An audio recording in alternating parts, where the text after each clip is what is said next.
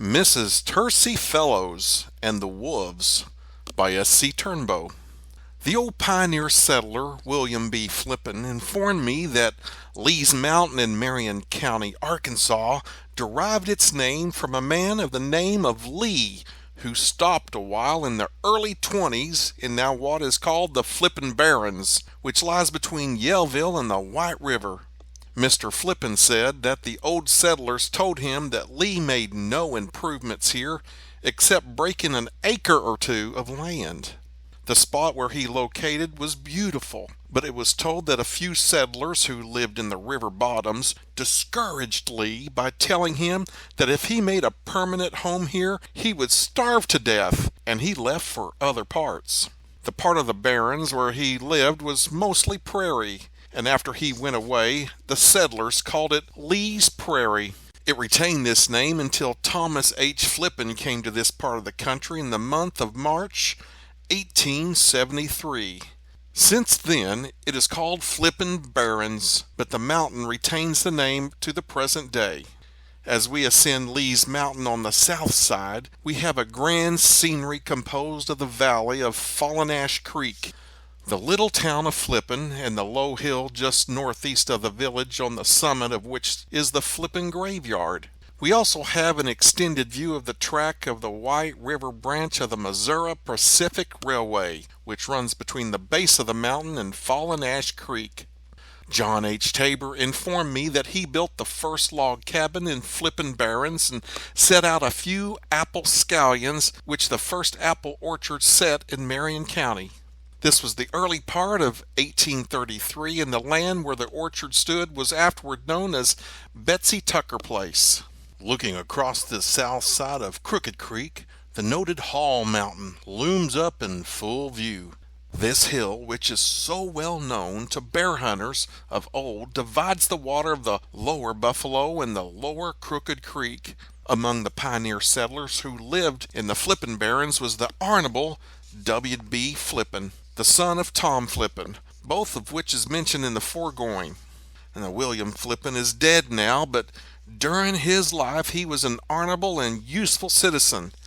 I remember that he represented the people of Marion County in the legislature at Little Rock and served a term as the county surveyor, and he filled other useful offices and was a prominent preacher and a noted writer.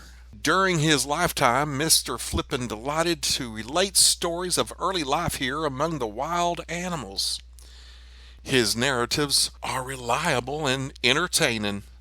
Among one of his most amusing accounts, which he told frequently, is of a woman who had an adventure with a gang of wolves while on her way back to a blacksmith shop. The story was told by Mr. Flippin as follows. There in the early settlement of the White River Valley, 5 miles above Old Talbert's Ferry, a woman by the name of Tersey Fellows, who had for some cause separated from her husband. She was a Yankee descent and had a fair English education. Added to this, she possessed good common sense. She had some sons and daughters nearly grown when she and her husband separated. She was a large, fleshy woman and a good manager on the farm.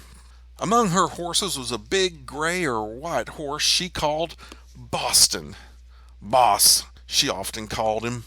She was the monarch of her land and superintended the cultivation of it, and of course had to provide the necessary farming tools, which consisted of the bull-tongued and single-shovel plows. She would take a dry beef hide and soak it in water until it was soft and turn up the edges and shape it into a kind of saddlebag to hold her plows. Her iron, which she had anyway, consisted of a piece of old wagon tire. When ready to start to the shop, she would saddle up Boss, throw the beef hide containing her plows across her saddle, and go to the blacksmith shop at the big mouth of the Big North Fork, which was 20 miles or more below where she lived. Just think, now, if men had to go to a blacksmith shop at this present day that was 20 miles from their home, lots of horses would go unshod and many farming tools would go unsharpened. This woman was certainly a plunky one. Of course, in time, Alan Flippin, the uncle of mine, moved into the country and located on Fallen Ash Creek and put up a blacksmith shop.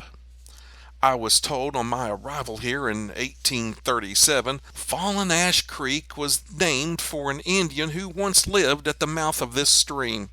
Alan Flippin lived near the old village of Flippin now stands, near 1/4 of a mile from Flippin Station on the railroad, and near 10 miles from the residence of Mrs. Fellows.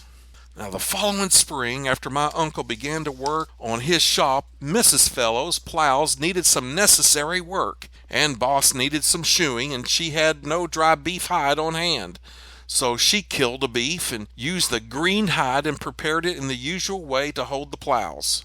And mounting Boston, her favorite horse, she went on her way to the new shop. It was 10 miles nearer than the one at the mouth of the Big North Fork.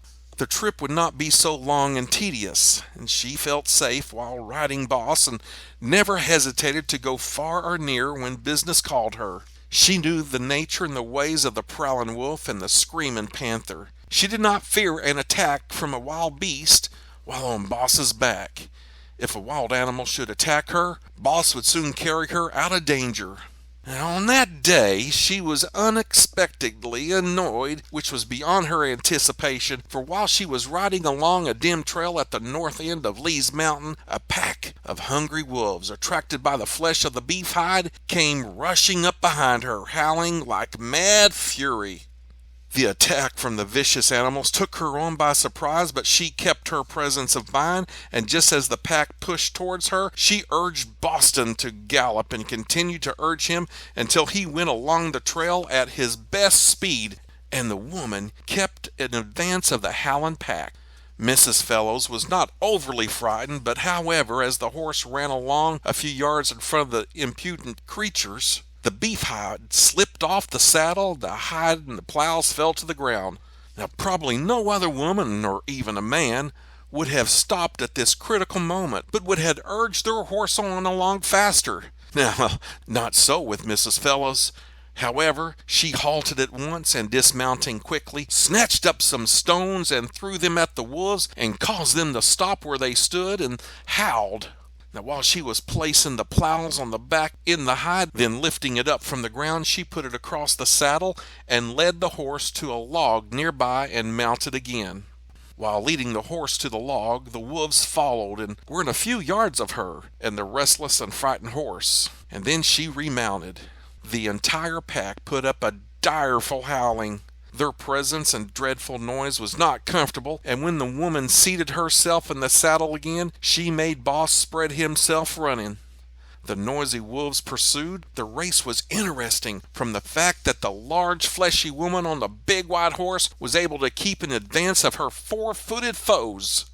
The wolves wanted the flesh of the beef hide and stayed at Boss's heels. Tersey was determined that they should not have it. Onward she urged the willing horse at breakneck speed until she hove in sight the settler's cabin. Here, to the woman's great relief, the howling beast stopped and went back into the forest. After her excitement calmed and Boss's scare was over, the woman proceeded onto the shop at her leisure, and the smith sharpened her plows and shod Boston. Now, when my uncle finished the work of the woman, sold him the beef hide in payment for the work and the sharpening of the plows and the shoeing of the horse, saying that she could manage to do other ways to carry her plows back home by peeling a hickory bark and tying the plows together and hanging them on the saddle. This trip to the shop put a wainer on the woman, for she learned to carry her plows to the shop other ways than wrapping them in a green or flesh hide.